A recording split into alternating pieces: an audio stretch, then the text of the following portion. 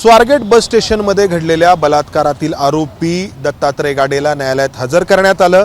12 मार्चपर्यंत त्याला पोलीस कोठडी सुनावण्यात आली आणि सरकारी वकिलांनी युक्तिवाद करताना या दत्ता गाडेंनी याआधी जे गुन्हे केलेले आहेत त्यापैकी 6 पैकी 5 गुन्हे हे महिलांशी संबंधित आहेत असं मानलं।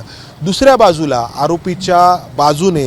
आरोपीच्या वकिलांनी जो युक्तिवाद केला तर तो काय होता, त्याचे समाजावरती काय परिणाम होऊ शकतात, अशा सगळ्या चर्चा आहेत। या दत्ता गाडेचे वकील आपल्यासोबत आहेत। तुमचं नाव सांगा आणि कोणत्या आधारे तुम्ही न्यायालयाच्या समोर तुमचा बचाव केला? माझं नाव ॲडव्होकेट सुमित देवीदास पोटे।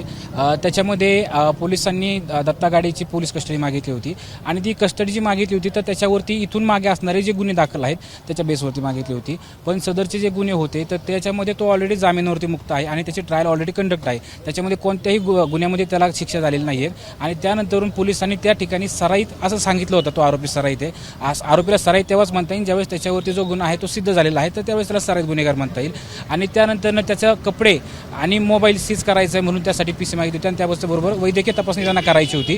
तर आमचं आर्ग्युमेंट असं होतं की त्या ठिकाणी 2 दिवसाची पीसी त्यांना सफिशियंट आहे वैद्यकीय तपासणीसाठी आणि मोबाईल आणि कपडे जप्त करण्यासाठी। बचाव तुम्ही कोणत्या मुद्द्यांवरती केला? TI परेडच्या वरनं बचाव केला। जे मगाशी तुम्ही सांगितलं की तो फरार होता, तो फरार नव्हता, अननोन आहे। आज त्याला कोर्टात आणताना बुरका आणला। बुरका जेव्हा घालतात जेव्हा FIR मध्ये नाव नसतं, आम्ही कोर्टाला मेन सांगितलं, कोर्ट म्हणलं की TI परेडसाठी सगळ्यांनी बाहेर जावा, कुणी नसा। मग मी मेवरम कोर्टाला सांगितलं, नोटीस केलं की ज्युडिशियल नोट घेण्यात यावी। ह्याच्यामध्ये ऑलरेडी पेपरला ह्याला त्याचा चेहरा दाखवला व त्याचं नाव घोषित केलं, तर हा TI परेडचा प्रश्न नाही राहिलेला। हा अननोन म्हणून ह्याचं नाव रिलीज झालंय। हे जेव्हा बुरका करून होतं ते अननोन म्हणून असतो। तुम्ही आरोपीशी बोलला दत्ता गाडेशी, तर त्यांनी काय सांगितलं? आता आरोपीने अशी माहिती दिलेली आहे की सदरची जी तरुणी आहे तिचा आणि त्याचं 1 महिन्यापासूनचं ओळख आहे आणि त्यानंतरून त्याने कुठलीही प्रकारची तिला बळजबरी केलेली नाही आहे। ती स्वतःहून त्या ठिकाणी आलेली आहे आणि त्या CCTV फुटेजमध्ये पण आपल्याला दिसून येतं की तो कुठेही त्याला हाताला धरून काही ओढत नाही किंवा काही नाही होते।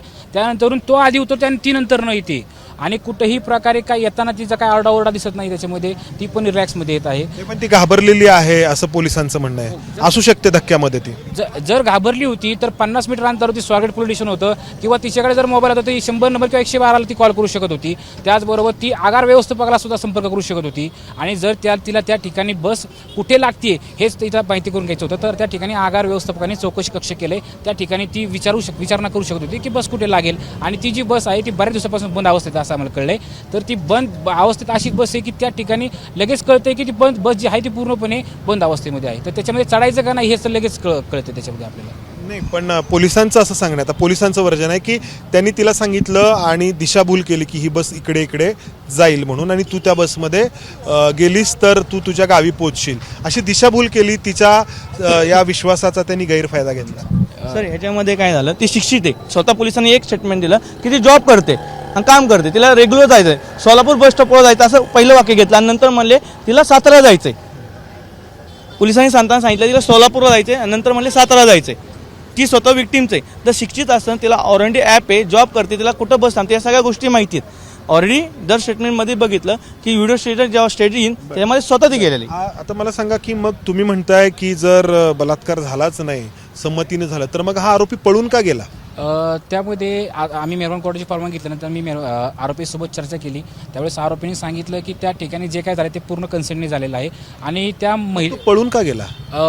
नाही, त्याचं म्हणणं असं आहे की मी त्या ठिकाणी थांबलेलो होतो बराच वेळ, त्यानंतर गावात आलोय मी गावात आलोय कारण मी तिला पैसे दिलेले आहेत, कन्सेंटने झालेलं आहे, त्यामुळे तो त्याच्या गावात आला। जर त्याला पळून जायचं असतं तो त्याच्या गावात आला नसता। जर विदाऊट कन्सेंट असतं तो गावात कशाला आला असतो, तो लांब कुठेतरी फरार झाला। आता 2 दिवस 3 दिवस सगळे पोलीस शोधत होते उसाच्या शेतांमध्ये, सगळ्या कॅनॉलच्या आजूबाजूला, तर मग तो का पोलिसांच्या समोर येत नव्हता जर काही त्यांनी केलेलं नाहीये? आता त्याच्यामध्ये काय झालं की एकदमच अचानकपणे छावणीचं स्वरूप त्या गावाला आल्यामुळे त्याला कुठेतरी असं भीती वाटली की आता काय होतंय आणि त्यामुळे तो थोडासा बिथरल्यामुळे तो त्या ठिकाणी तो पळत होता। साहेब तुम्ही जे प्रश्न विचारला की पळून गेला साहेब, पळून गेला असता तर त्याला बुरखा घालून घेतला नसता, बिना बुरख्याचा आणला असता। एक प्रोसेस आहे की FIR मध्ये नाव असतं तर पण ते पळून झाला नाही, हा शब्द पळून जाण्याचा नाही, पळून गेला नाही येतो कारण FIR टेक्निकल टर्म झाली की बुरखा घातला नाही घातला, पण पोलीस तर शोधतायत 2-3 दिवसांपासून, माध्यमांमधून सगळ्या चर्चा आहेत। त्यांनी आत्महत्येचा प्रयत्न केला असंही पोलिसांनी सांगितलं। तुम्हाला काय सांगितलं का या बाबतीत त्यांनी? नाही, आत्महत्येबाबत नाही सांगितलेलं त्यांनी, पण तो स्वतःहून म्हणजे एका जागेत थांबलेला होता, त्या ठिकाणी तो मिळून आलेला आहे. ते काय असं नाही की त्याला पोलिसांनी एकदमच पकडला आहे, तो त्या ठिकाणी थांबलेला होता आणि तो त्या ठिकाणी मिळून आलेला आहे त्यांना. तो स्वतःहून सरेंडर सुद्धा झाले असं म्हणता येईल त्याच्यामध्ये आपल्याला. म्हणजे तो पळालाच नव्हता. नाही, पळाला म्हणजे तो लपत होता त्या ठिकाणी, पण ज्यावेळेस त्याला कळलं की आता आपल्याला कुठेतरी सरेंडर व्हावं लागणार नाही, तर त्यावेळेस तो सरेंडर झालेला आहे. धन्यवाद. तर आरोपींच्या वकिलांचं काम असतं आरोपीचा बचाव करणं.